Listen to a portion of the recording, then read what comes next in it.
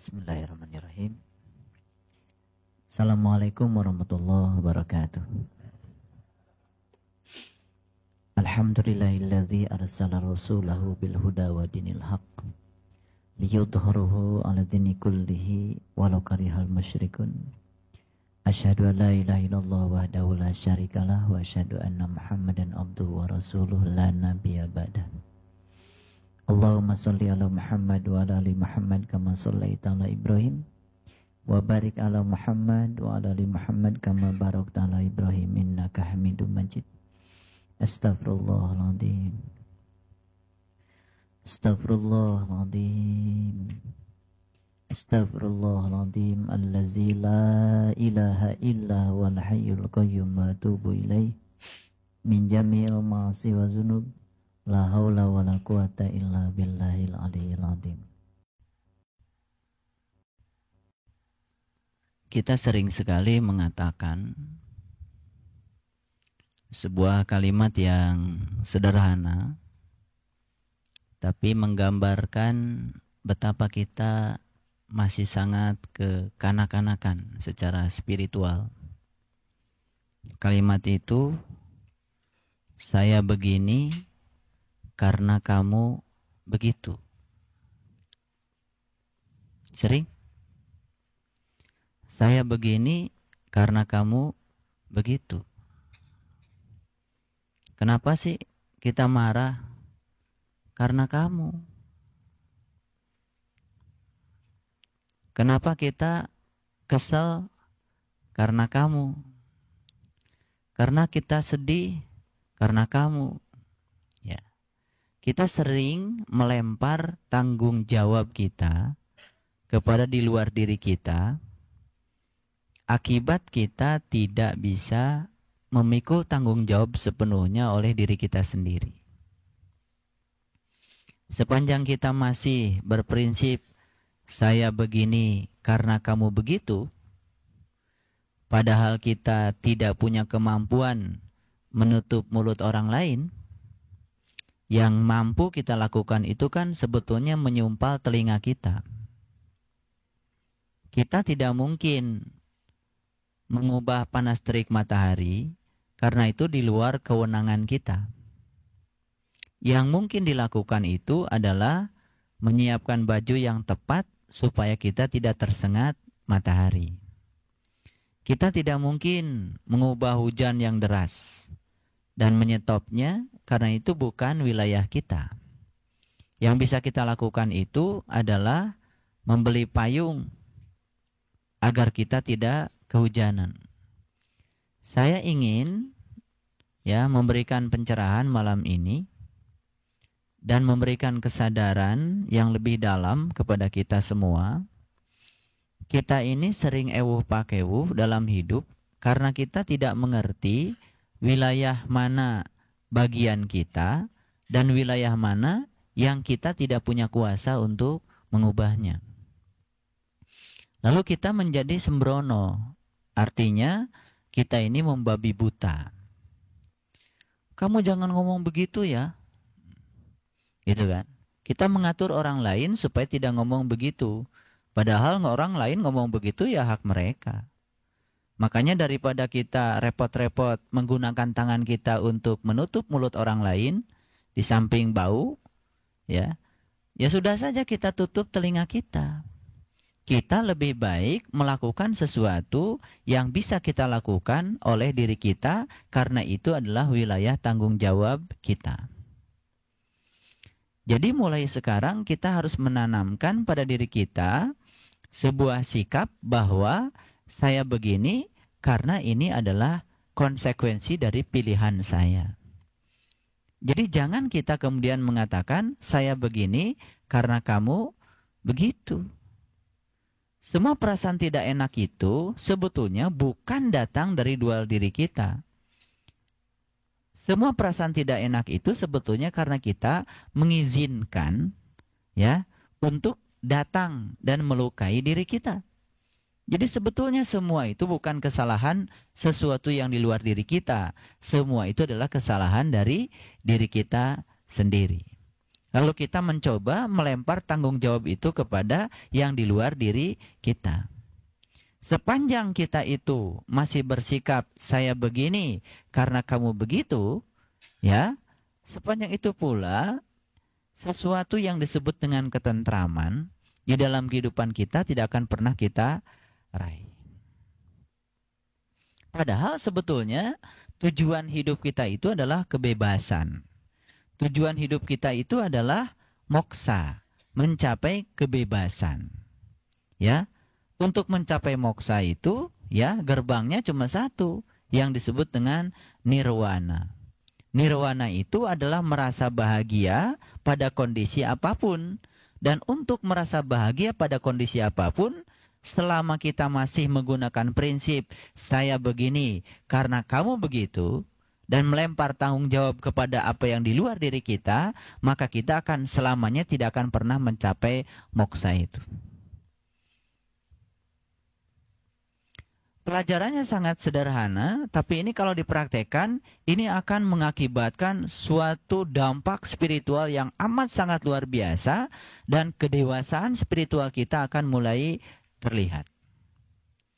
Ketika seseorang marah karena dia mendapatkan informasi dari orang lain, sebetulnya yang salah itu bukan informasinya. Yang salah itu adalah reaksi dia terhadap informasi. Sebetulnya yang disebut dengan setan itu bukan pembawa informasi. Tapi setan itu sesungguhnya adalah reaksi negatif pikiran kita terhadap informasi. Itu sesungguhnya setan. Makanya tugas kita dalam kehidupan ini adalah membuat damai antara setan dengan malaikat. Karena dua-duanya ada di dalam pikiran kita. Reaksi negatif pikiran kita terhadap informasi yang menyebabkan kita marah, kemudian kita berbuat tindakan-tindakan jahat, itu sebetulnya bukan karena sesuatu di luar diri kita, tapi karena kita mengambil sebuah pilihan yang salah, reaksi pikiran kita terhadap informasi. Jadi sebetulnya pilihan ada pada diri kita. Mau mengambil reaksi negatif terhadap informasi atau mau mengambil reaksi yang positif terhadap informasi, itu dua-duanya adalah wilayah kewenangan kita. Dan kita sering mengambil pilihan yang salah. Lalu kita sering mengatakan, saya begini karena kamu begitu. Ya. Kecil-kecilan saja. Kita kadang-kadang suka kesel kan? Suka kesel? Sama siapa? Sama suami.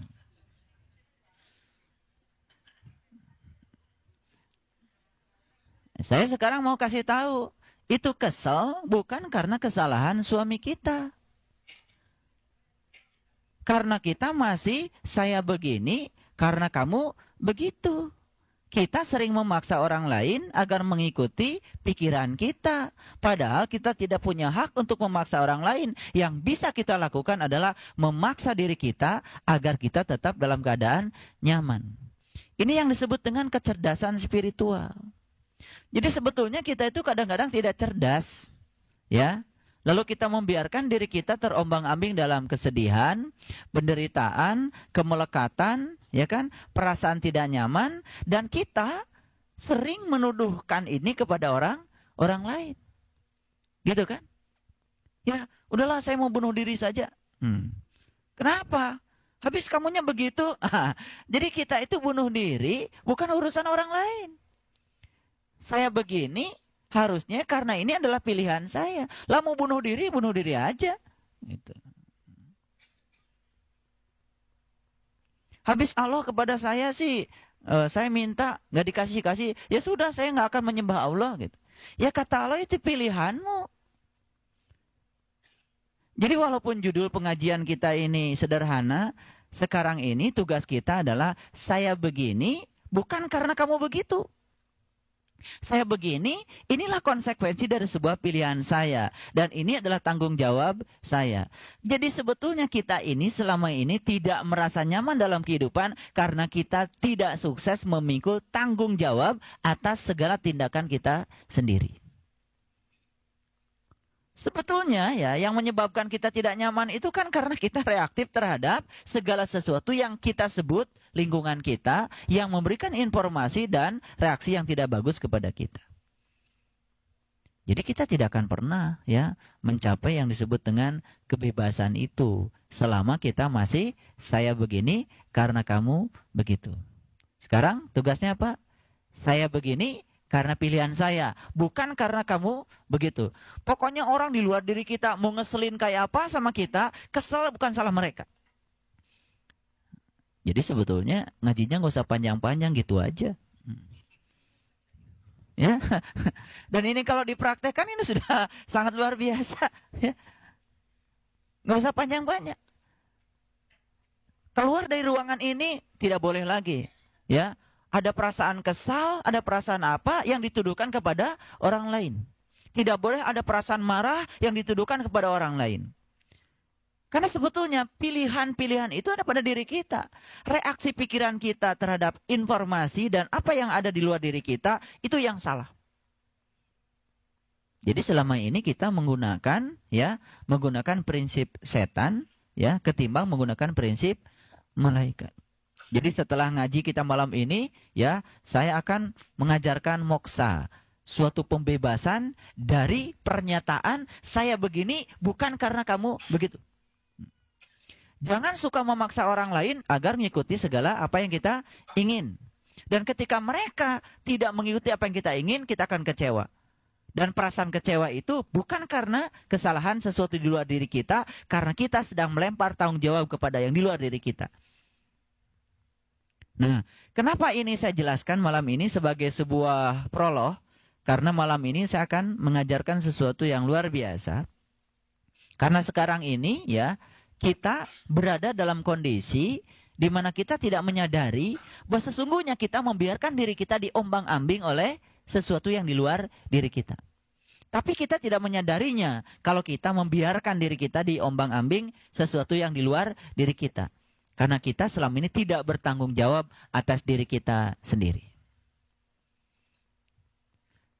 Jadi mulai keluar dari ruangan ini ya, sudah tidak ada lagi perasaan kesal, marah, ya, dan sesuatu yang negatif pada diri kita, karena setelah ini kita akan mengambil tanggung jawab atas diri kita sendiri.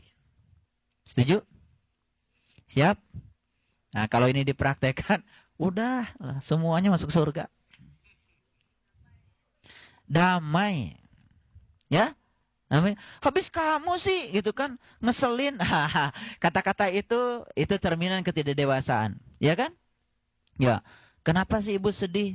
Iya, saya diomongin orang. Nah, gitu. Jadi sedih itu seakan-akan ini normatif. Ini normatif. Dianggap biasa kita berpikir seperti itu. Biasa bagi orang yang biasa. Bukankah kita sedang mengambil sebuah pilihan? Kita mau jadi orang biasa, mau jadi orang yang khusus, mau jadi orang yang khusus, pilihan apa pada diri kita. Ada orang yang makan sekedar kenyang, silakan. Itu orang yang awam. Kebanyakan orang makan supaya hilang lapar. Titik, itu orang biasa. Ada orang yang mengambil pilihan, saya ingin menjadi orang khusus. Saya makan bukan karena saya ingin membebaskan dari perasaan lapar. Tapi saya ingin sehat. Lebih jauh lagi, ada lagi yang orang makan karena Allah. Itu sudah khusus itu. Nah, yang makan karena Allah itu masih jarang. Jarang, iya kan? Yang penting makan enak gitu kan. Ya. Kan gitu. Yang penting makan enak. Ini orang awam, ini sangat awam sekali. Tidak ada bedanya dengan yang lain. Udah belajar ma'rifat, ya. Malah jadi marepot. Iya. Mohon maaf ya. Masih mengizinkan musuh-musuh kemanusiaan kita itu bertebaran di dalam diri kita. Apa musuh-musuh kemanusiaan? Musuh kemanusiaan itu yang pertama adalah keserakahan. Itu musuh kemanusiaan. Karena sesungguhnya ya, manusia itu menjadi sengsara karena satu pihak serakah. Gitu. Itu satu musuh kita yang pertama, keserakahan. Korupsi itu keserakahan. Ya, uang pajak tidak digunakan untuk kepentingan banyak, itu keserakahan itu. Dan itu musuh kemanusiaan itu.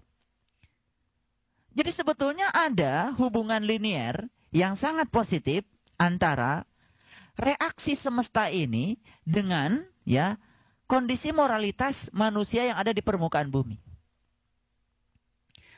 157 Gunung Merapi, ya, sekarang ini tiba-tiba ya menampakkan aktivitas yang sangat luar biasa. 157 Gunung Merapi yang ada di Indonesia itu, bukan di dunia.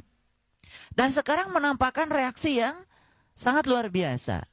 Saya yakin seyakin-yakinnya, ya, reaksi semesta terhadap manusia itu akibat reaksi manusia terhadap semesta. Jadi sebetulnya ada hubungan timbal balik yang sangat luar biasa. Dan ini secara fisika telah dibuktikan oleh Profesor Masaru Emoto. Air yang diambil dari daerah yang penuh konflik dengan air yang diambil dari daerah yang tidak pernah ada konflik sangat berbeda struktur kristalnya, walaupun sama-sama H2O. Itu artinya perilaku manusia terhadap semesta, ya, itu mengakibatkan kondisi semesta seperti apa melayani manusia. Jadi kalau semesta ini sekarang tidak melayani kita dengan sepatutnya, karena kita tidak melayani semesta juga dengan sepatutnya. Semesta yang paling sederhana adalah tubuh kita. Semesta yang paling sederhana adalah pemberian Allah yang sangat luar biasa adalah badan kita. Jadi kita itu ya sering membuat kerusakan di muka bumi. Kerusakan yang paling fatal adalah karena kita sering saya begini, karena kamu begitu. Kerusakan bukan itu? Rusak. Ya kan? Lah orang yang ngomongin kita udah kemana gitu, gak mikirin kita lagi, kita masih mikirin dia. Ya kan? Iya. Kepala jadi pusing, ya kan? Tidur tidak nyenyak, makan tidak enak gitu kan? Mau ngaji gak jadi, perasaan kesel dipelihara. Musuh-musuh kemanusiaan itu tetap dipelihara oleh diri kita. Jadi yang pertama musuh kemanusiaan itu adalah keserakahan. Yang kedua adalah kemarahan. Itu musuh yang sangat luar biasa. Suka marah nggak? Suka ya. Suka atau hobi? Nah nanti begitu mau marah ingat pengajian malam ini. Ya. Buat apa saya marah? Nah, orang yang marah itu karena aku begini, karena kamu begitu. Marah nggak? Marah. Kesel? Karena aku begini, karena kamu begitu. Jadi musuh kemanusiaan yang pertama adalah keserakahan. Yang kedua, kemarahan. Ini awas dicatat di buku yang gede, musuh kemanusiaan. Jadi pertama keserakahan. Jadi begitu serakah, itu sudah jadi musuh itu. Ya, musuh kemanusiaan. Yang kedua adalah keserakahan. Yang ketiga adalah iri hati. Iri hati itu karena aku begini, karena kamu begitu. Kenapa sih kok ibu sedih sekali? Tetangga saya beli TV layar lebar Pak Saipul. Orang lagi seneng nonton TV, dia lagi bingung mikirin gimana TV-nya supaya rusak. Itu karena masih aku begini, karena kamu begitu. Jadi sebetulnya setelah saya renungi ya kata-kata ini, sebetulnya sederhana, tapi ini mencakup seluruh aspek kehidupan kita. Ini sebenarnya yang menyebabkan kita selama ini menderita. Aku begini karena kamu begitu. Orang beli mobil, kita yang bingung, ya kan? Orang pergi ke luar negeri, jalan-jalan, kita yang bingung gitu, yang sedih. Ya, itu aku begini karena kamu begitu. Ngeri. Sepanjang kita masih punya penyakit seperti ini penyakit ini. Ya. Jadi saya ingin kasih tahu, mohon maaf ini. Saya mengamati di semua pelosok. Terus terang saja bisa mengukur energi dari masing-masing kelompok itu sudah terukur. Ada yang gelombangnya beta, ada yang alfa, ada yang theta, ada yang delta. Karena masih banyak ya di sini tuh orang-orang yang aku begini karena kamu sih masih begini, masih gitu. Nah kalau besok lusa sudah tidak begitu lagi, ya kenapa ibu sedih? Ya karena saya pengen sedih gitu. Oh lagi pengen, ya udah selamat deh gitu. Lagi kangen gitu sama sedih. Jadi tidak pernah melempar tanggung jawab kepada orang lain. Jadi sebetulnya setan itu selama ini sering mengeluh sama Tuhan. Tuhan, saya pensiun saja deh jadi setan. Kenapa? Habis caleg nggak jadi yang disalahin saya. Ya kan? Orang berbuat maksiat yang disalahin saya. Gara-gara setan, itu kan? Ada orang ninju orang lain masuk kantor polisi, ditanya sama polisi, kenapa sih kamu marah? Habis saya tadi Pak lagi kesetanan gitu kan. Padahal sebetulnya marah itu tidak disebabkan sesuatu yang di luar diri kita. Marah itu kan pribadi kita yang mengambil pilihan, reaksi pikiran kita terhadap masalah negatif. Nah, negatifnya reaksi pikiran kita itu yang menyebabkan marah. Betul nggak? Coba ada orang ngomongin kita. Oh, kamu itu kata orang ini gini. Kemudian kita marah. Kenapa tidak mengambil reaksi pikiran kita yang positif saja? Ya nggak apa-apalah. Ya kan. Dia sedang mentransfer kebaikan pada saya. Kan gitu kan. Santai saja, tidak usah jadi pakai kemudian tiba-tiba ngambil golok, ngambil apa. Repot. Jadi sebetulnya nanti ini. Kalau ada orang dimanapun. Duh saya ini lagi kesel atau lagi sedih. Kamu begitu karena orang lain begini. Ya kan? Itu berarti belum benar gitu ngajinya itu. Ngaji dirinya belum lulus karena dia masih terombang-ambing pada apa yang di luar dirinya. Jadi musuh yang pertama adalah keserakahan. Musuh ini loh, musuh. Jadi untuk yang masih serakah, ini musuh. Yang kedua adalah kemarahan. Yang gampang marah, musuh itu. Ya. Yang ketiga adalah iri hati. Oh ini musuh. Musuh. Jadi iri hati, keserakahan, kemarahan, iri hati, itu semua karena hidupnya itu aku begini karena kamu begitu. Yang keempat adalah kebencian. Musuh bukan itu? Itu musuh kemanusiaan. Ya, musuh kemanusiaan. Nah makanya kita harus tahu sebenarnya musuh-musuh kita. Kita tuh kalau istighfar nggak jelas alamatnya.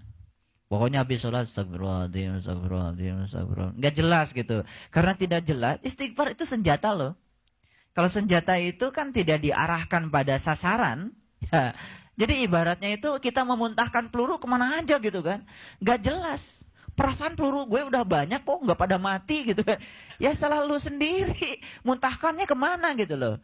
Jadi kita asal muntah aja. Habis astagfirullahaladzim. Udah aja. Nggak jelas istighfar kita tuh dialamatkan kemana. Jadi sekarang belajarlah untuk istighfar diarahkan pada sasarannya. Aduh, saya ini kok serakah ya. Sebetulnya saya kurang apa sih di rumah gitu kan. Ya kan? Kerja punya. Ya kan? Gaji ada. Ya kan? Mobil, rumah, segala macam ada. Terus di lingkungan situ bikin supermarket. Ya kan? Karena serakah. Dia tidak mikir bagaimana pedagang-pedagang kecil di situ agar bisa hidup. Maksudnya sebelum dia bikin toko itu kan mikir dulu. Duh, kalau saya bikin toko, kasihan dong pedagang-pedagang kecil. Gimana mereka bisa hidup? Ada toleransi. Nah ketika kita sudah bisa belajar seperti itu, ya tidak surokoh gitu, itu sudah mulai tumbuh sebetulnya, ya budi akhlak yang mulia pada diri kita sudah mulai tumbuh. Tapi kalau itu tidak pernah tumbuh, yang penting saya, gitu kan. Yang penting tabungan saya, gitu kan. Tidak pernah memikirkan orang lain, itu sebetulnya tanda bahwa dia itu tidak akan pernah bisa mengalami peningkatan dalam spiritual. Kita harus sudah mulai. Terus kalau kita mikir-mikir juga kan, hidup kita tuh ya emangnya mau berapa lama sih? Ya kan? Di Quran dikatakan, carilah akhiratmu, tapi kamu jangan sampai melupakan duniamu. Ngerti nggak maksud ayat itu? Itu Quran surat Al-Qasas itu ayat 77. Carilah akhiratmu, tapi jangan sampai melupakan duniamu. Itu artinya apa? Silakan kerja. Silakan berkarya. Silakan berbuat baik. Jadi artinya ya belajar akhirat itu untuk bisa memberikan dampak duniawi. Jadi sebetulnya orang-orang yang berorientasi akhirat bukan orang-orang yang melupakan dunia. Salah itu. Orang-orang yang berorientasi akhirat itu adalah orang-orang yang visioner hidupnya, adalah orang-orang yang bisa memberikan manfaat di sini. Sekarang. Jadi orientasinya akhirat, tapi hidupnya masih aku begini karena kamu begitu. Iya kan? Cuman karena orang lain nyuguhin kita, salah tangan saja kesel. Ada itu. Habis saya itu sudah diajarin orang tua tata krama dari kecil. Dia nggak sopan pakai tangan kiri. Jadi masalah. Yang penting minum. Kan bisa disederhanakan. Ini kan ada. Saya pernah tuh punya teman gara-gara disuguhin pakai tangan kiri. Nggak minum-minum. Ya udah saya minum aja. Udah berapa botol minum enak aja. Dia nggak minum-minum. Nah itu karena aku begini, karena kamu begitu. Kita mengharapkan sesuatu di luar diri kita. Seperti yang kita pikir. Nggak usah lah. Kan kuncinya tadi, lebih baik menutup telinga daripada menutup mulut orang lain. Ngerti nggak maksud itu? Silahkan itu diterjemahkan dalam seluruh aspek kehidupan. Artinya kita mengambil tanggung jawab apa yang kita bisa. Jangan kita kemudian mengambil tanggung jawab di luar yang kita tidak mungkin melakukannya. Ngerti maksud saya? Yang kita bisa. Nah sekarang orang lain sedang ngomongin kita. Tidak bisa kan kita kemudian menyetopnya. Yang bisa dilakukan adalah kita mendamaikan diri kita agar kita tidak reaktif terhadap apa yang dia bicarakan. Itu yang bisa kita lakukan. Nah, ini namanya sudah mulai dewasa. Nah, jadi kedewasaan itu kelihatan sebetulnya ya dari reaksi-reaksi kita terhadap kehidupan. Ini sebetulnya harapan saya. Ini adalah mimpi saya. Jadi orang-orang yang sudah belajar makrifat ini harus menjadi khusus, bahkan khususil khusus dan menjadi berbeda dari kebanyakan orang di dalam kehidupannya. Kalau kita sama-sama saja dengan mereka, berarti kita tuh tidak sukses ngaji ini. Tidak sukses. Jadi sebetulnya saya melihat sekarang ini pemandangan yang sangat luar biasa menyedihkan. Karena saya tidak melihat dari sisi ya kedewasaan itu tidak berbeda dengan kebanyakan orang yang cuma ngaji dalam sisi syariat saja. Harapan yang dilihat itu adalah ini sebetulnya, perbedaan. Ya, perbedaan. Makanya, kalau di ajaran Buddha ya, di ajaran Buddha. Mereka itu kan diajarin 3 hal untuk mencapai kebebasan. Yang pertama untuk mencapai kebebasan, ya, berbuat baiklah kepada orang-orang yang telah menyakiti kamu. Itu artinya apa? Itu sudah jelas hidupnya itu saya begini bukan karena kamu begitu. Ngerti nggak? Kenapa sih kamu tidak mau berbuat baik sama dia? Habis dia juga begitu kok sama saya. Standar itu.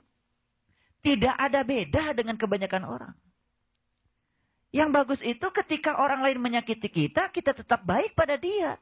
Nah kita berarti sudah bisa mengambil sebuah pilihan. Saya berbuat baik, ya tidak bergantung pada dia. Saya berbuat baik karena saya harus menampakkan kemuliaan Allah yang ada pada diri saya. Tidak bergantung pada apa yang dia lakukan. Kecil-kecilan saja kadang-kadang kita ya mau ngasih saja sama orang lain banyak syaratnya. Mohon maaf, ibu punya beras nggak di rumah? Kalau mau ngasih beras, ngasih aja. Nilai memberi kita bukan terletak orang itu punya beras atau tidak punya beras. Letaknya terletak pada keikhlasan kita memberi. Sekalipun yang diberi itu mungkin saja punya beras, stoknya lebih banyak daripada kita yang memberi. Tetap saja itu nilai dalam pandangan Allah itu adalah nilai memberi. Mari maksud saya. Nah, ini penting sebelum kita masuk pada ayat-ayat Al-Quran. Ya itu dilatih, kan saya sudah bilang, itu dilatih. Nah, kalau tidak dilatih, ya kita tidak akan peka. Tidak akan peka. Jadi kita akan selamanya menjadi orang yang sangat biasa. Ya, dengan orang lain kebanyakan. Kepekaan itu tidak akan muncul. Kedewasaan itu tidak akan pernah muncul. Gitu. Jadi yang pertama adalah, ya untuk mencapai kebebasan itu, satu, berbuat baik kepada orang yang menyakiti kita. Yang kedua, memaafkan. Dengan sepenuhnya, ya, apapun tindakan yang pernah mereka lakukan kepada kita. Dan yang ketiga, jangan selalu mengingat-ingat kebaikan yang pernah kita lakukan pada mereka. Saya kasih tahu, sederhana, ini ngaji sederhana, tapi logik. Kenapa kita sering sakit hati? Habis dia itu dari kecil. Saya besarkan, Pak. Saya ngebelain, saya itu ada duit sedikit juga untuk dia. Wah, udah pidato terus.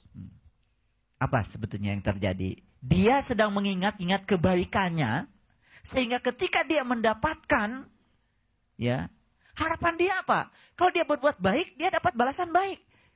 Ketika dia berbuat baik, kemudian dia mendapatkan balasan bukan kebaikan. Itu cara Allah menguji dia. Kemudian dia mencoba mengingatnya kebaikan dengan sakit hati yang dia rasakan, dia nggak lulus. Gak ada beda, itu standar sekali. Jadi tidak usah lagi sekarang mengingat-ingat kebaikan yang pernah kita lakukan pada siapapun. Karena ketika kita mengingat-ingat kebaikan yang pernah kita lakukan pada siapapun, ketika sesuatu di luar diri kita memberikan respon yang tidak baik pada kita, maka kita akan terjerembab lagi pada kata-kata, saya begini karena kamu begitu. Maka kita akan berhenti berbuat baik. Betul? Ini ngajinya sederhana, tapi dalam. Ini adalah perubahan pola pikir. Ini adalah mengubah perilaku. Karena ini adalah menyentuh wilayah kita, ya, hari-hari kita, kebiasaan kita yang tidak kita sadari. Makanya banyak ayat Quran yang dipungkas dengan karena kamu tidak sadar. Banyak sekali ayat Al-Quran. La yash'urun, la yash'urun, la yash'urun. Allah terus mengulang-ulang ayat ini dengan kata-kata karena kamu tidak sadar, karena kamu tidak sadar, karena kamu tidak sadar. Jadi rupanya Allah pun harus berulang-ulang, ya, menegaskan kepada kita supaya sadar. Kali saja kalau saya ulang-ulang seperti ini, ya, teriak-teriak seperti ini, mudah-mudahan kalau keseringan kan jadi sadar. Jadi malam ini adalah malam kesadaran. Malam ini saya akan membebaskan dari rasa marah, kesal, ya, akan membebaskan dari berapa musuh kemanusiaan tadi? 4 musuh kemanusiaan. Keserakahan, kemarahan, iri hati, kebencian, satu lagi, kekerasan. Kekerasan. Kekerasan segala.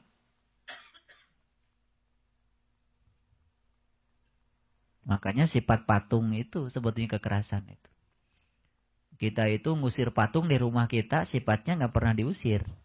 Padahal patung yang di rumah kita tidak bahaya. Yang berbahaya itu sifat patungnya. Ya kan? Itu patung Pak Karno diresmikan hari pertama Pak SBY ya gitu, nunjuknya gitu. Sampai sekarang tidak berubah begitu. Jadi patung itu adalah ketidakmauan untuk berubah. Itu yang berbahaya sebetulnya.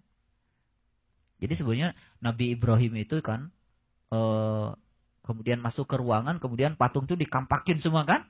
Nah itu bahasa syariatnya, ya kan?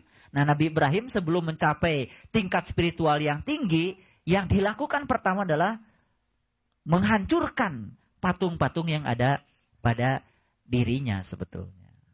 Nah patung apa yang ada pada diri kita itu? Patung kekerasan. Sifat kita yang sulit untuk berubah. Sifat kita yang sulit untuk memaafkan. Sifat kita yang gampang tersinggung.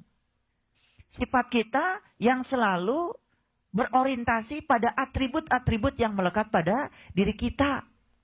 Sifat kita yang merasa lebih penting dari orang lain. Sifat egois itu kekerasan semua itu. Bahkan kekerasan kalau sudah dipakai label agama, itu juga egois. Merasa bahwa kelompok kita mayoritas, lalu kita menindas kelompok yang lain, itu sebuah kekerasan itu. Itu sudah egois itu. Itu karena apa? Karena kita tidak mau berubah. Dalam belajar agama tidak mau berubah. Ya kan? Gitu. Jadi sebetulnya. Sifat itu yang harus dibuang oleh kita. Sifat patung. Sifat yang tidak mau berubah. Itu musuh kita. Jadi 5 musuh kita itu. Harus diulang-ulang. Jadi yang pertama keserakahan. Yang kedua kemarahan. Yang ketiga iri hati. Yang keempat itu kebencian. Yang kelima kekerasan. Seandainya sekarang ini seluruh bangsa Indonesia menyadari bahwa selama ini kita sesungguhnya akrab dengan musuh-musuh kemanusiaan.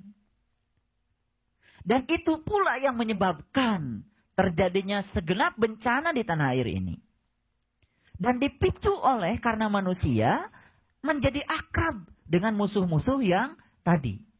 Kalau manusia sekarang memproklamirkan semuanya untuk memerangi keserakahan, maka keadilan sosial bagi seluruh bangsa Indonesia. Tidak ada lagi orang yang mau korupsi. Cukup gaji saya. Terlalu banyak masyarakat miskin yang perlu santunan. Uang negara harus didistribusi. Ada kesadaran seperti itu. Itu sudah membuat bumi ini akan damai lagi. Barangkali Gunung Merapi yang sudah mulai aktif itu mulai meredup lagi. Adem lagi. Ada hubungan itu, ada hubungan. Sangat besar hubungannya. Itu musuh kita. Makanya untuk bisa mewujudkan yang tadi itu, yang 3 tadi itu harus dilakukan. Berbuat baik pada orang yang menyakiti kita. Nah, jadi yang 3 tadi itu berbuat baik pada orang yang menyakiti kita. Yang kedua, memaafkan segala tindakan yang pernah dilakukannya sama kita dan tidak usah diingat-ingat. Dan yang ketiga, jangan suka mengingat-ingat kebaikan yang pernah kita lakukan pada siapapun. Sebetulnya semua orang-orang yang kecewa dan sakit hati adalah orang-orang yang suka mengingat-ingat kebaikan yang pernah dilakukan pada orang lain. Dan dia punya harapan orang lain melakukan tindakan yang sama seperti yang dia lakukan. Padahal saya sudah kasih tahu kuncinya. Hidup itu selalu berubah. Segala sesuatu pasti berubah dan berakhir. Artinya hidup ini tidak segala sesuatunya sesuai dengan yang kita rencanakan. Dan itu sudah merupakan sebuah kenyataan hidup. Kalau itu kenyataan hidup, ya kita harus mengalirkan diri kita dalam irama kehidupan. Jangan sampai kita menentang. Sangat sederhana. Makanya kalau pagi itu sebelum sholat subuh, duduk dulu. Coba meditasi dulu. Tarik napas pelan, lepaskan. Tarik pelan, lepaskan. Tarik pelan, lepaskan. Ketika tarik napas, kalau sudah tenang, ciptakan warna putih masuk ke dalam tubuh kita. Memutihkan seluruh sel dalam tubuh kita dari atas sampai bawah. Ciptakan oleh kekuatan pikiran kita. Begitu buang napas, ciptakan oleh kita bahwa warna hitam keluar dari tubuh kita. Warna hitam itu keluar dari seluruh sel dalam tubuh kita. Lakukan berulang-ulang. Terus lakukan berulang-ulang. Paling tidak 7 kali melakukannya. Setelah itu ganti nanti dengan warna yang lain. Ganti warna bening masuk. Membuat sel dalam tubuh kita bening semua. Itu adalah proses-proses yang sederhana tapi sangat luar biasa. Ya. Sehat masuk ke dalam tubuh kita, sakit keluar di tubuh kita. Bisa diganti-ganti itu, bisa diganti-ganti. Kelimpahan materi masuk ke tubuh kita, kemiskinan keluar tubuh kita, gitu. Kehidupan yang serba mudah dan penuh berkah masuk ke dalam tubuh kita. Yang susah dan penuh perjuangan keluar tubuh kita. Itu bisa diganti-ganti itu meditasi. Dan itu semua menggunakan kekuatan pikiran. Ini sangat luar biasa. Sangat sederhana, sangat sederhana. Ya, itu bisa dilakukan. Ya. Jadi kesimpulannya mulai malam ini ya bismillah saya tidak akan berkata lagi dan tidak akan bertindak lagi, tidak akan berprinsip lagi kalau saya begini karena kamu begitu. Kesel habis SMS saya nggak dibalas-balas. Udah daripada kesel kan lebih baik cari yang menyenangkan, ya kan? Udah. Ya, iya. SMS aja yang lain yang suka ngebalas. Susah. Cari susah aja. Oke, baik. Sekarang ayatnya. Coba lihat dulu sebelum saya lanjutkan kajiannya. Lihat Quran surat Al-Baqarah ayat 153. Ya. Jadi setelah kita punya prinsip aku begini bukan karena kamu begitu, kita bebas nggak dari masalah? Bebas nggak? Bebas. Bebas. Maka kita malam ini akan mendefinisikan bahagia dalam terminologi yang baru. Ya. Jadi kalau kita itu bahagia karena kita mendapatkan yang kita ingin, sedih ketika kita tidak mendapat yang kita ingin, itu belum bahagia. Yang tadi itu bukan bahagia sebetulnya. Itu masih penderitaan sebetulnya. Ya. Tapi ketika kita sudah membebaskan diri dari bahagia yang tadi dengan kesedihan yang tadi, itulah bahagia yang baru. Dan untuk pembebasan itu berarti kita harus mengalami dua-duanya secara terus-menerus. Sampai suatu saat kita menjadi tidak lagi merasakan hal yang semacam itu. Makanya di dalam kehidupan pasti kita akan diberikan ya peristiwa-peristiwa yang berulang-ulang untuk membuat kita menjadi imun terhadap bahagia yang semu tadi itu. Sehingga sampai pada bahagia yang sesungguhnya. Nah, bahagia yang sesungguhnya itu ketika kita sudah bisa menjadi diri kita sendiri, berdamai dengan diri sendiri, sudah bisa memaafkan diri sendiri, dan diri kita menjadi guru bagi kita sendiri. Ada statement dari orang-orang tasawuf yang mengatakan, jadikanlah seluruh orang yang bertemu dengan kamu sebagai guru. Betul. Tapi jauh lebih dahsyat lagi kalau kita sudah menjadikan diri kita sebagai guru bagi diri kita sendiri. Lebih dahsyat. Kita menjadi guru bagi kita sendiri. Artinya kita berdialog dengan diri kita lebih banyak daripada kita memaksa orang lain agar menemani kita berdialog dan curhat. Karena itu kemudian tidak ada solusinya. Karena semua itu solusi sudah ada di dalam diri kita. Ilmu apapun semuanya sudah ada dalam diri kita. Dibahasakan dalam bahasa yang lebih sederhana dan mudah untuk dilakukan. Jadi sebetulnya melakukannya gampang. Daripada kita mencari definisi sabar yang susah-susah dan tidak ada definisinya, ya sudah saja mengambil sebuah pilihan kecil tapi sudah masuk pada zona sabar. Nah, pilihan kecilnya adalah saya begini bukan karena kamu begitu. Ya, jadi orang yang menggerutu itu karena apa? Kesal kan? Nah, biasanya kesal itu ya dibuat oleh kita. Kita mengizinkan diri kita kesal. Ya kan? Padahal sebetulnya kita tidak usah memikirkan yang di luar diri kita. Kuncinya apa tadi? Tutup saja telinga kita. Jangan berupaya menutup mulut orang lain. Gitu. Jadi saya udah keringetan gini. Coba untuk meyakinkan sebuah prinsip-prinsip hidup. Supaya kita jalani gitu. Dan ini saking ingin beda kita itu dengan yang lain. Saking ingin beda. Kesedihan saya yang paling luar biasa. Kita bertahun-tahun sudah ngaji. Tapi kita masih saja dililiti di dalam diri kita dengan kebencian, iri hati, hasud, menggunjingkan orang lain. Masih saja seperti itu. Saya sedih. Sangat sedih. Berarti ilmu kita tidak bermanfaat. Ilmu yang bermanfaat itu adalah ilmu yang mampu mengubah keadaan kita menjadi lebih baik. Bukan, mohon maaf. Jangan kita mengklaim dulu, mohon maaf ya. Ilmu yang kita terima mungkin sama. Tapi yang bagi satu orang dia berkah, bagi orang lain tidak berkah. Bagi seseorang dia dapat berkah ilmu, bagi yang lain tidak dapat berkah ilmu. Di mana letak perbedaannya? Karena dia tidak khidmat pada ilmu. Ketika dia tidak khidmat pada ilmu, tidak akan dapat berkah ilmu. Akibatnya, ilmu hanya menjadi kebanggaan dirinya. Tidak mengubah keadaannya menjadi lebih baik. Padahal Nabi berulang-ulang mengatakan, hari ini sama saja dengan hari kemarin. Itu adalah orang-orang yang rugi. Hari ini, ya, lebih baik dari hari kemarin itu orang-orang yang beruntung. Tapi kalau hari ini lebih buruk dari hari kemarin, itu adalah orang-orang yang terlaknat.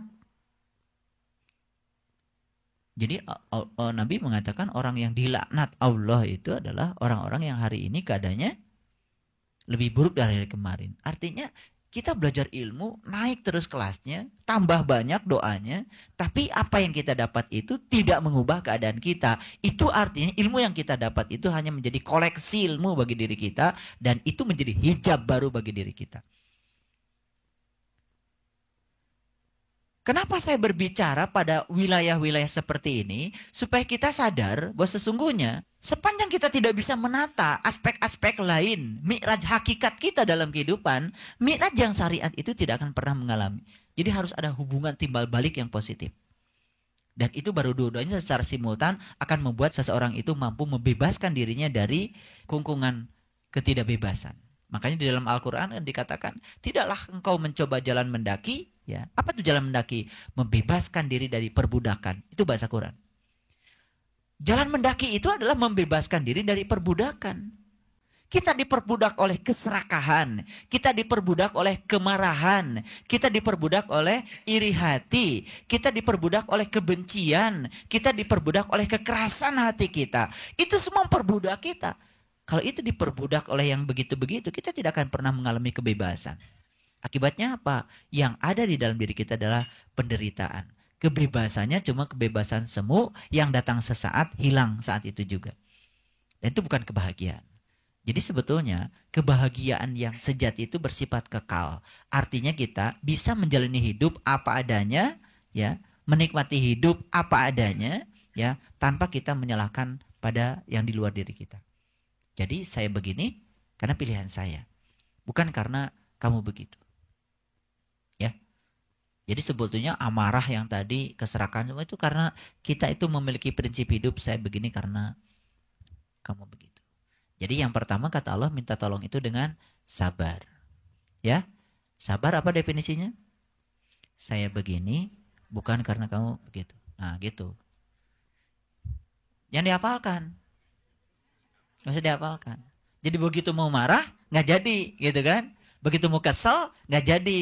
Mau sakit hati, nggak jadi. Mau sedih, nggak jadi. Karena kita telah mengambil tanggung jawab oleh diri kita sendiri. Saksikan oleh ibu bapak omongan saya. Saksikan. Malam ini juga saksikan.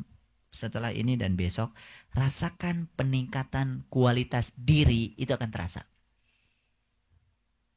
Akan ada peningkatan kualitas diri. Dan kita akan sering melaporkan. Nah itu yang disebut dengan tausiah itu. Saling memperhatikan.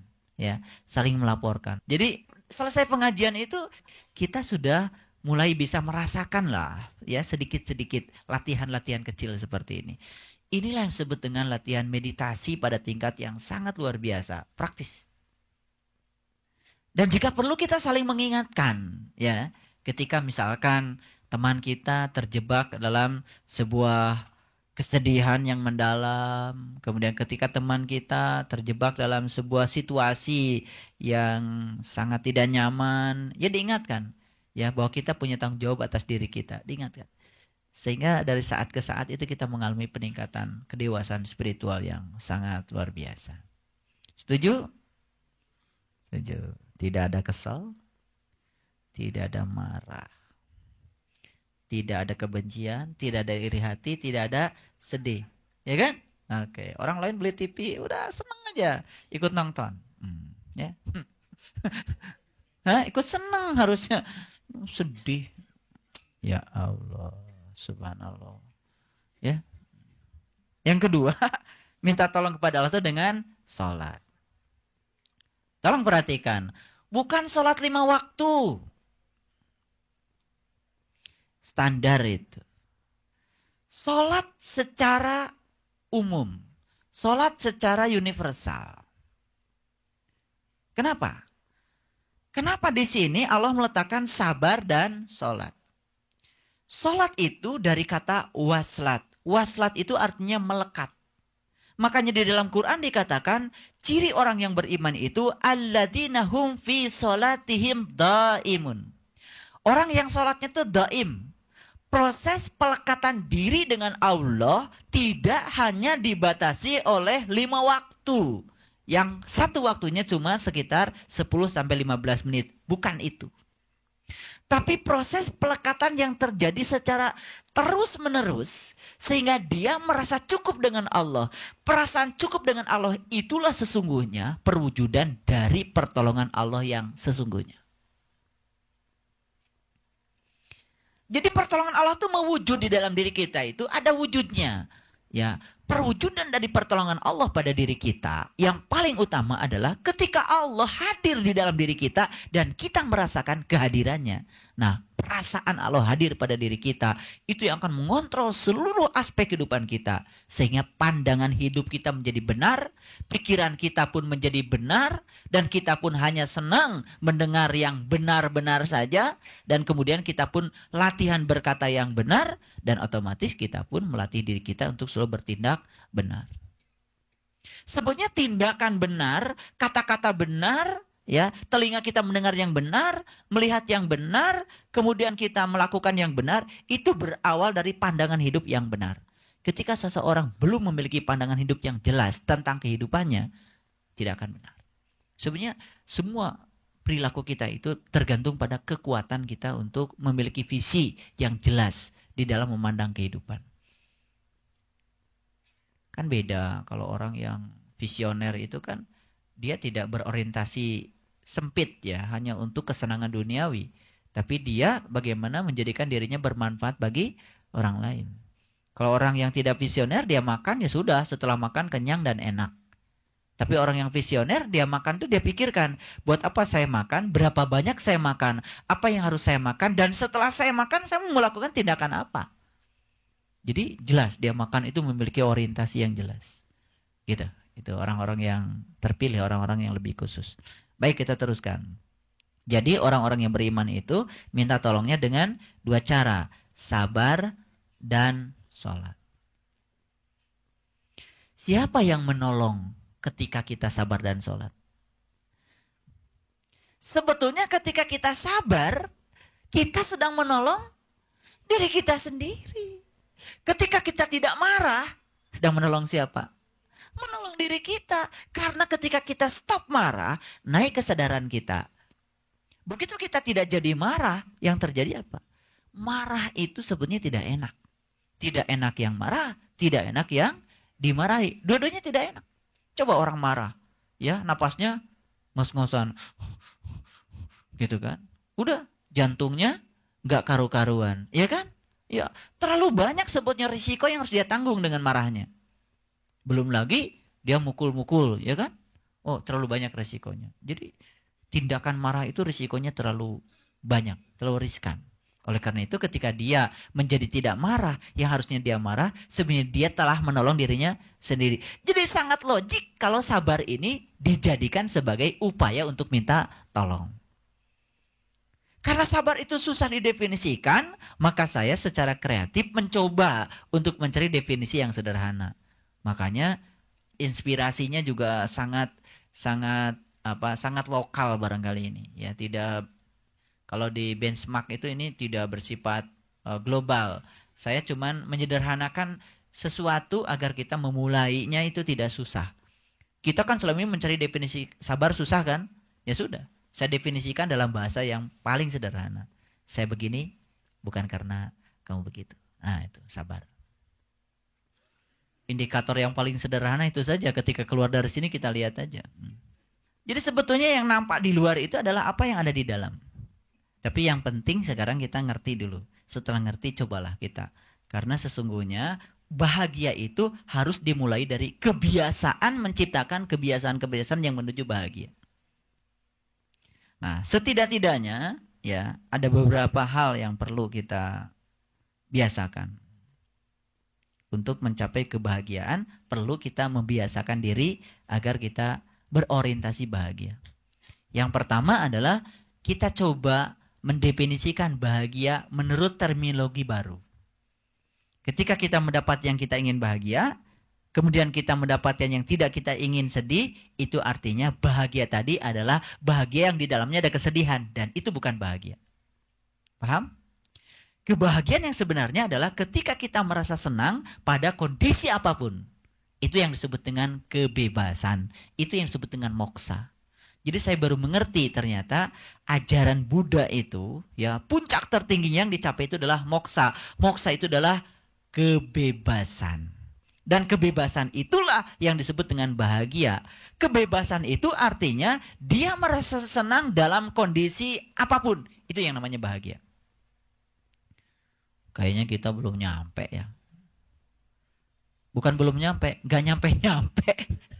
Karena kita tidak melatih diri kita. Ya kan? Kita kan masih memilih. Ya, ketika itu sesuai dengan keinginan kita, kemudian udah pesta lah gitu ya. Ketika sesuai dengan kita, kemudian sedih, gara-gara kamu sih gitu. Usaha saya jadi bangkrut. Itu. Yang kedua,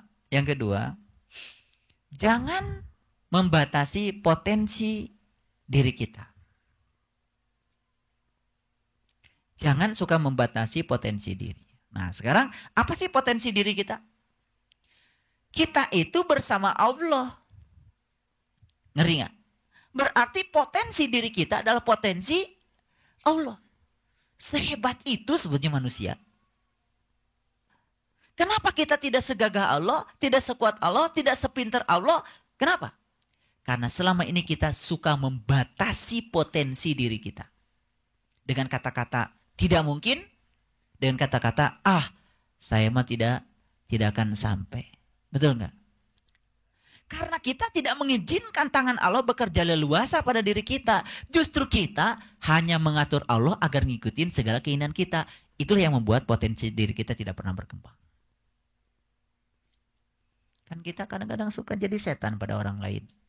Kita orang lain sabar, udah sabarnya luar biasa. Aduh, kamu itu jadi perempuan sabar amat sih. Gitu kan. Orang yang sudah sabar, padahal sebetulnya sudah sedang mengembangkan diri untuk tidak membatasi potensi Tuhan pada dirinya. Tuhan maha sabar. Dia sedang waslat dengan Tuhan. Dia sedang melekatkan diri kepada Tuhan. Dia sedang sholat. Itu sholat yang sesungguhnya itu. Diganggu oleh pikiran kita. Karena sabarnya keterlaluan sih sabarnya gitu. Baik amat sih kamu gitu kan. Betul nggak? Nah sebetulnya sadar atau tidak sadar, saya ingin katakan bahwa kita sering membatasi potensi diri kita. Dengan cara apa? Membatasi kerja tangan Tuhan untuk diri kita. Paham? Suka membatasi kerja tangan Tuhan untuk diri kita? Suka. Karena kita itu suka memilih apa yang kita ingin. Padahal sebetulnya kita tidak punya pengetahuan tentang apa yang mau kita. Juga kita tidak pernah punya pengetahuan apa yang harus kita tolak dari diri kita. Yang terbaik itu adalah yang terjadi. Ya, contoh. Mohon maaf, perhatikanlah. Orang yang punya sapi di Merapi, sapinya mati. Dia tinggal. Orang yang punya rumah, dia tinggal. Pelajaran apa sesungguhnya yang sedang diajarkan Allah? Itu adalah pelajaran moksa, pembebasan. Ya kan? Apakah manusia sudah siap untuk mengalami pembebasan? Asalnya dia lahir tanpa punya kemelekatan, ketika mati tanpa kemelekatan, itu moksa, itu pembebasan. Yang kita lihat apa? Yang kita lihat adalah kesedihan, ya kan? Ketidaksiapan, mungkin penyesalan, mungkin kemarahan. Tetapi di samping itu juga ada sedikit yang pasrah barangkali, menerima kenyataan, tidak bisa menolak tangan Tuhan, dan dia menyadari bahwa Merapi adalah Tuhan sedang bekerja dengan tangannya untuk menguji kita semua. Betul? Ada pelajaran berharga di situ. Pelajaran kebebasan. Membebaskan diri dari segala kemelekatan. Ya kan? Orang-orang yang terkena awan panas itu karena dia mempertahankan diri cuma karena ternaknya takut tidak bersama dengan dia lagi. Seperti itu ya kemelekatan kita. Ya kita juga tidak bisa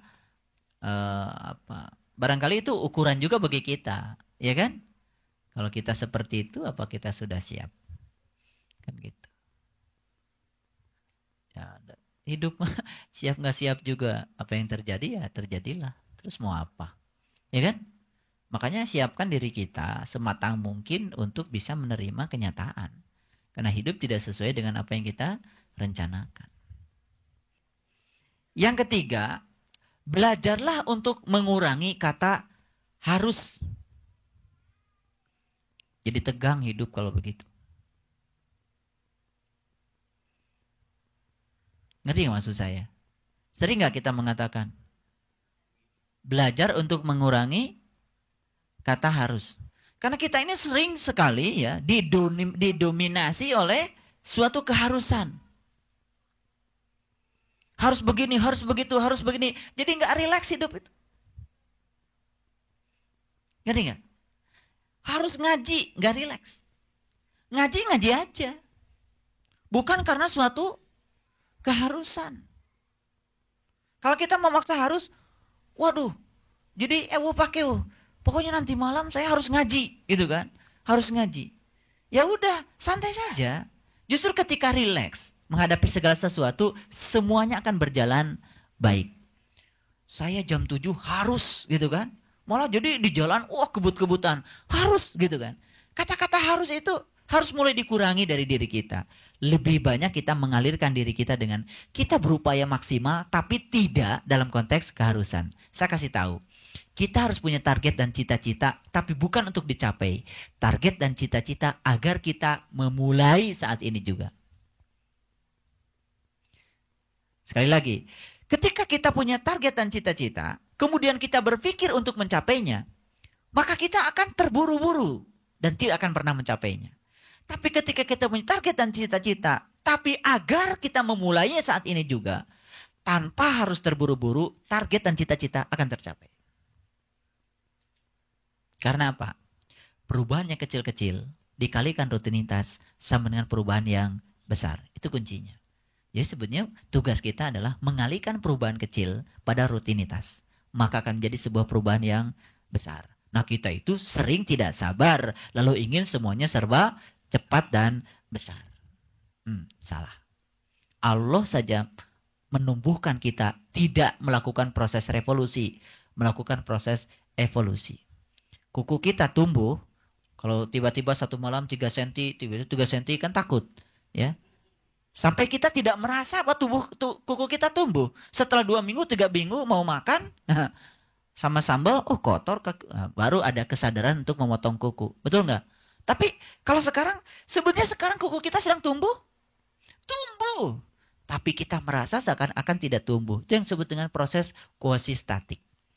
Ya. Kuasistatik itu pura-pura diam, padahal sebenarnya jalan. Rambut kita tumbuh nggak sekarang? Tumbuh.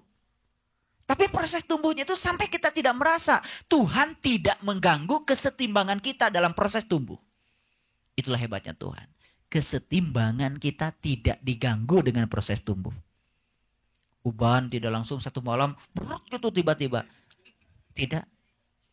Sedikit demi sedikit itu bukannya. Tiba-tiba begitu kita berkaca, udah putih semua. Ya. Baik, kita teruskan. Nah, jadi kita sekarang harus berlatih mengurangi kata keharusan. Karena kata keharusan itu membuat kita menjadi tidak rileks. Justru ketika serba harus, maka kita akan tertekan. Dalam tekanan itulah kita menjadi tidak nyaman. Maka latihan untuk pembiasaan bahagianya gagal dengan kata keharusan. Kita tetap bekerja maksimal tapi rileks. Punya target dan cita-cita bukan untuk dicapai, tapi agar kita memulainya saat ini juga. Ingin jadi sarjana, ya tidak usah, ya tiap malam aja merencanakan baju wisuda apa, nggak usah. Udah belajar aja, ya apa yang ditugasin dosen lakukan, gitu kan, itu aja. Lama kelamaan lulus kok. Iya. Kalau dikasih tugas, ya ini saya sering kasih tahu mahasiswa. Ya tadi saya ngasih pelatihan sama guru, ya di guru dari Kabupaten Karawang. Satu modul saya kasih tugasnya 40 soal.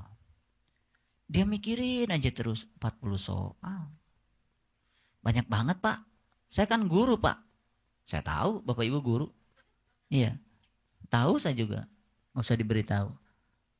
Ketika ngomong begini saya bilang diskusi gini. Ngapain nggak ada artinya. Lebih baik kerjakan soal nomor 1. Selesai kan? Iya kan? Udah gitu ngomongin saya. Tuh Pak Saiful nggak karu-karuan. Dosen apaan dia tuh tidak tahu kalau kita ini punya tugas banyak. Ngomongin saya kayak gitu pakai energi. Lebih baik ngerjain soal nomor 2. Iya kan? Iya. Udah gitu kesel. Dosen itu gimana sih kok tidak tahu diri. Saya kita kan punya anak macam pakai energi. Nomor 3 selesai.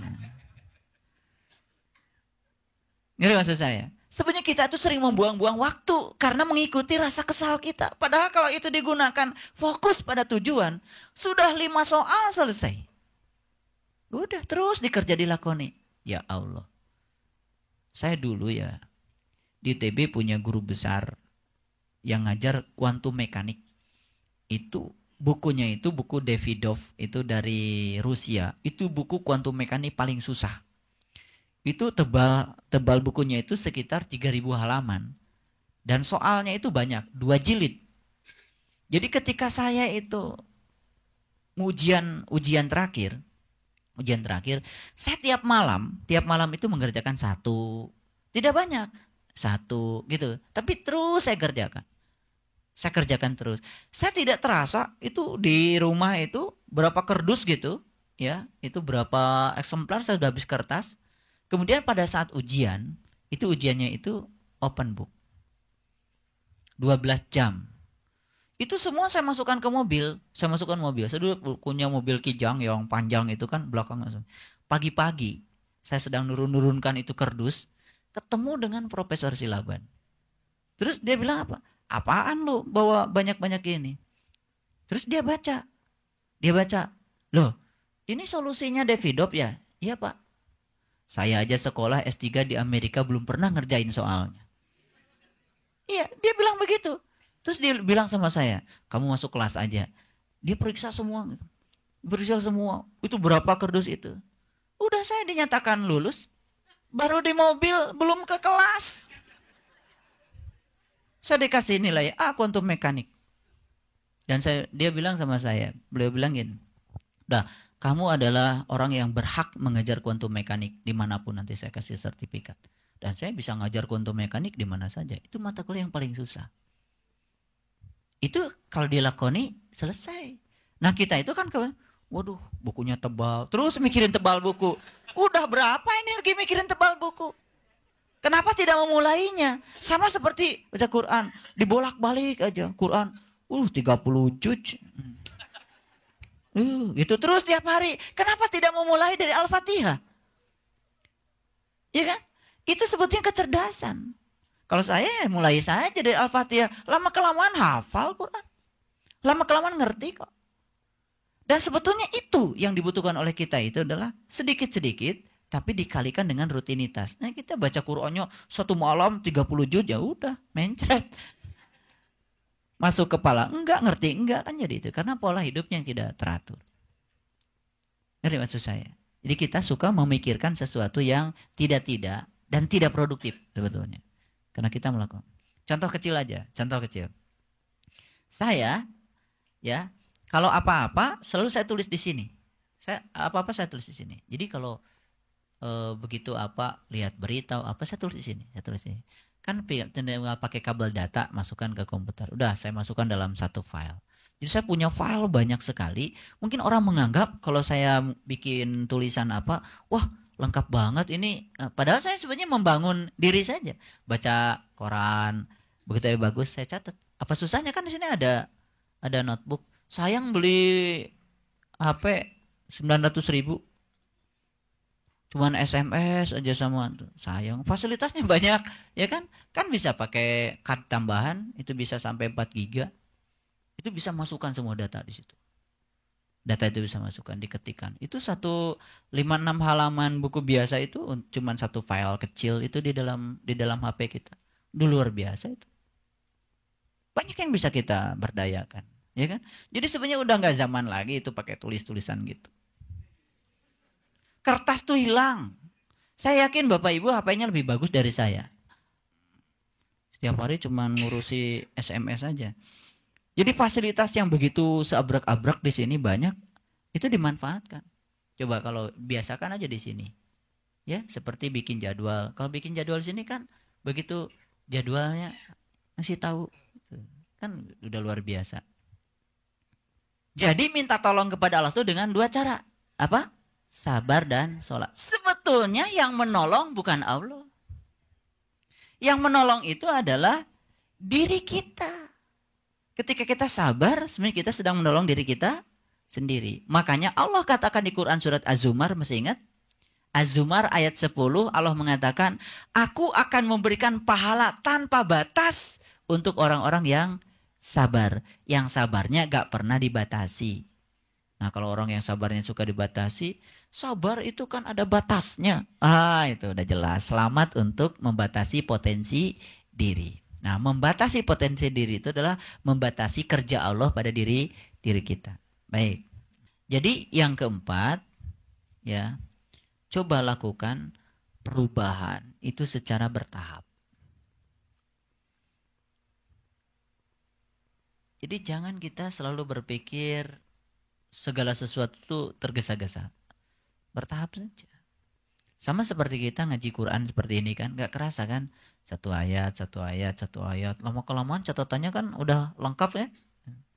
Catatannya udah banyak. Ngeri gak? Ya bertahap. Jadi seperti tadi, latihan aku begini, bukan karena kamu begitu. Bertahap saja. Bertahap. Tapi pelan-pelan dilakoni. Mau marah, aku begini, bukan karena kamu begitu. Bukan. Udah, langsung ambil wudu, ya, ambil. Ada cara-caranya. Saya dapat SMS, bagus sekali SMS-nya. Dari orang-orang yang penuh kasih. SMS-nya di sini. SMS-nya begini. Ketika wajah ini penat memikirkan dunia, maka berwudulah. Ketika tangan ini letih menggapai cita-cita, maka bertakbirlah. Ketika pundak tak kuasa memikul amanah, maka bersujudlah. Ketika hati resah gelisah, maka berzikirlah. Ikhlaskan semuanya, mendekatlah kepada Allah. Tunduklah diri saat yang lain angkuh. Teguhkanlah diri saat yang lain runtuh. Tegakkanlah diri saat yang lain menyerah. Bagus. Jadi wudu, sholat tobat, sholat itu kan sebetulnya upaya-upaya syariat yang bisa kita. Tapi kita kan suka lupa. Kalau lagi marah, kemudian lupa. Wudu aja lupa. Gitu kan. Kenapa kita tidak mengambil cara-cara seperti itu? Luar biasa. Ya, baik. Ubahlah kebiasaan-kebiasaan buruk. Tahu nggak kebiasaan buruk kita? Semua orang tahu pasti kan? Kebiasaan buruk. Apa kebiasaan buruk contohnya? Malas. Ya kan? Nah kita punya kebiasaan buruk seperti itu tapi tidak mau mengubahnya. Ya kita sedang membiasakan diri untuk menggapai bahagia itu. Kemudian yang berikutnya, belajarlah untuk selalu memaafkan. Berikutnya yang tadi, jadikanlah diri kita menjadi guru bagi diri sendiri. Artinya kalau kita jadi guru pada diri kita sendiri, maka setiap ada apa-apa, tanyanya pada siapa? Ya gak usah tanya orang gak ngerti urusan kita, yang tahu kita sendiri. Yang berikutnya, kenali kelebihan kita. Bukan untuk disombongkan, tapi untuk disyukuri. Berikutnya, latihlah diri kita agar selalu berterima kasih. Itu yang terakhir. Latih diri kita untuk selalu berterima kasih. Karena kadang-kadang, mohon maaf ya, kita itu kadang-kadang suka lupa berterima kasih. Dan terima kasih tidak hanya dengan kata-kata, lebih dari itu dengan perbuatan ya. Baik, sekarang lihat ayat 154. Dan janganlah kau mengatakan terhadap orang-orang yang gugur di jalan Allah. Kan begitu terjemahannya? Betul nggak? Nah, saya akan ubah terjemahannya karena bahasa Arabnya wala taqulu lima yuqtalu fi sabilillah amwat. Dan janganlah mengatakan pada orang-orang yang berperang di jalan Allah itu mati. Siapa orang yang berperang di jalan Allah? Orang yang berperang di jalan Allah itu adalah orang yang mampu memerangi tadi musuh-musuh kemanusiaan pada dirinya. Jadi kalau kita nyapu itu tidak pernah cari yang bersih. Nyapu itu cari yang kotor. Kalau kita buang yang kotor-kotor kan sisanya bersih. Maka kita akan kembali kepada fitrahnya kita. Jadi sebetulnya orang-orang yang berperang di jalan Allah itu adalah orang yang mampu memerangi 5 musuh kemanusiaan yang ada pada dirinya. Menurut saya itu. Maka orang yang seperti itu jangan dikatakan mati. Berarti sebaliknya orang yang berperang seperti itu adalah orang-orang yang hidup. Nah, saya kasih tahu sekarang. Kalau orang-orang yang berperang di jalan Allah itu adalah hidup, berarti orang-orang yang tidak berperang di jalan Allah mati. Sekarang saya mau tanya. Kalau begitu, dalam pandangan Allah secara hakikat, di kita di Indonesia ini, banyakkan orang hidup atau banyakkan orang mati? Nah, inilah yang menimbulkan bangkai sekarang.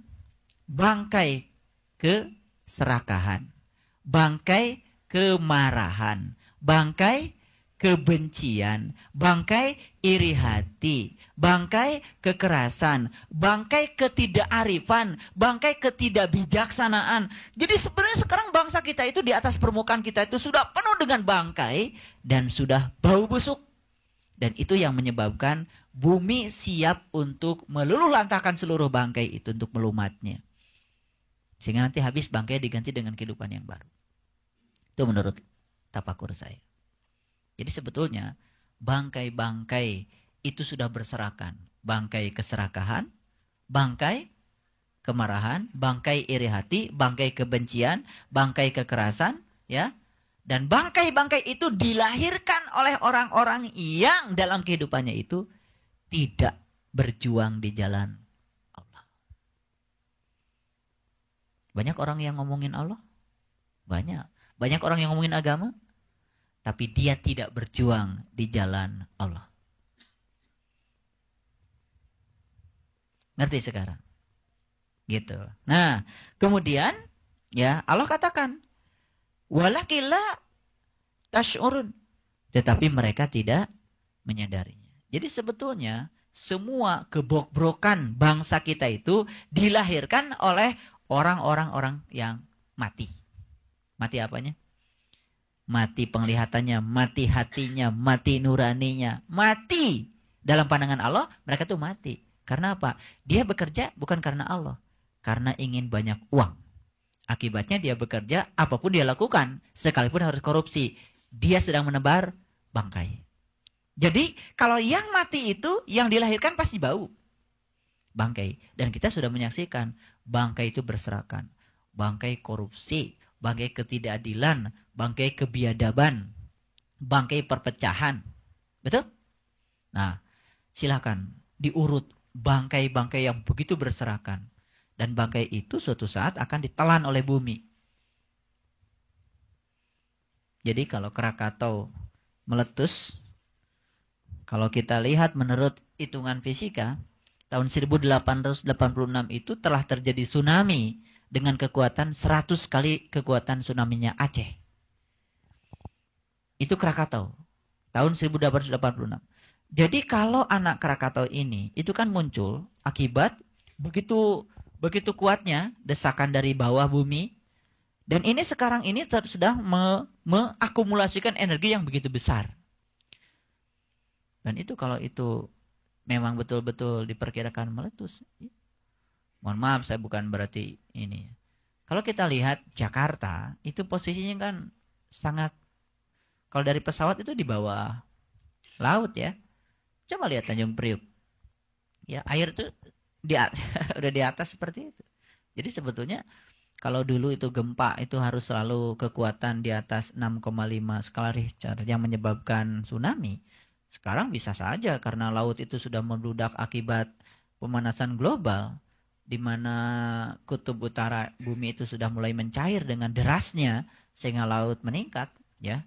Dia tidak perlu getaran yang kuat untuk menimbulkan tsunami. Ya.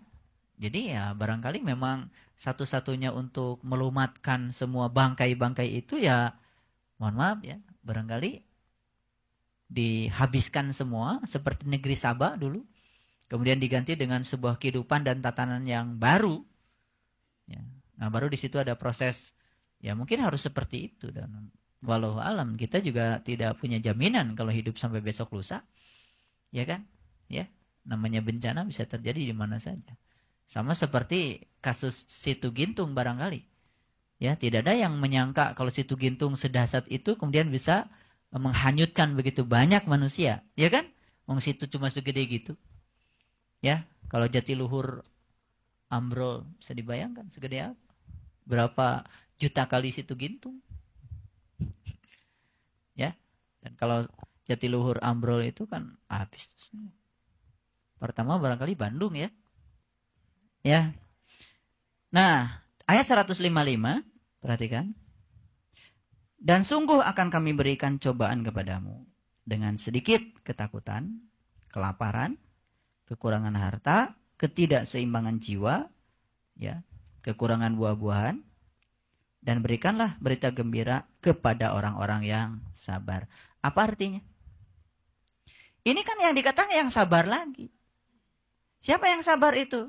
Yang sabar itu yang aku begini bukan karena kamu begitu. Artinya apa? Orang-orang yang sabar secara fisik sekalipun dia mengalami kekurangan, tidak merasa dirinya kekurangan.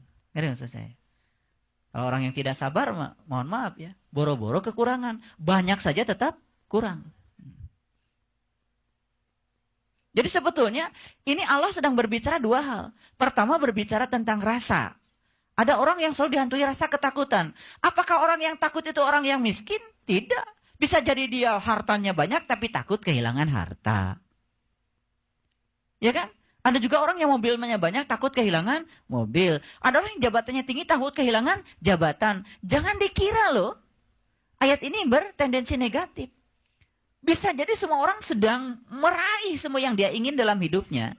Tapi apa yang dia raih membuat dia semakin takut kehilangan yang dia raih. Itu penyakit.